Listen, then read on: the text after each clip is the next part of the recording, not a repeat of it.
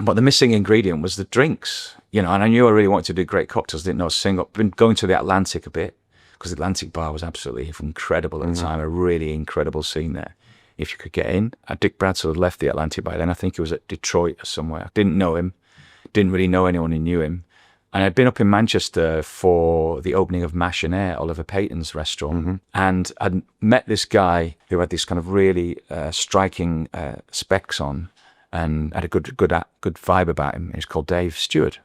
3 days later, sat at the bar at Morrow, which is this new style restaurant at the time. Recognised him from his specs and said, "Oh, I just saw you in Manchester." He goes, "Yeah, good to see you, nice to see you."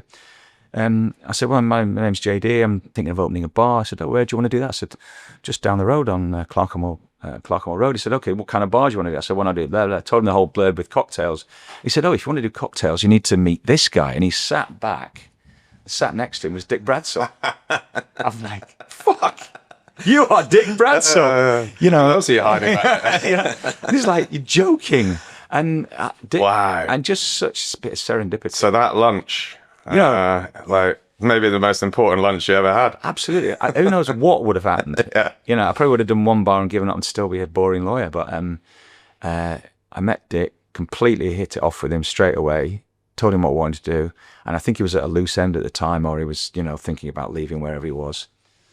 And he was our opening head bartender, brought the team in, did the cocktail list. You know, I worked with him on that because I really wanted to be involved in what we did. We came up with that Magnificent Seven idea. I don't know if you ever saw that. Yeah. We had 7, you know, drinks that we thought gave a good impression of what we did, which included mojito. No one was drinking mojitos at the time. No one, not any of these other bars. They just didn't exist. You know, Cosmopolitan was the drink of the moment. Vodka espresso, as it was then. Old Fashioned was on there.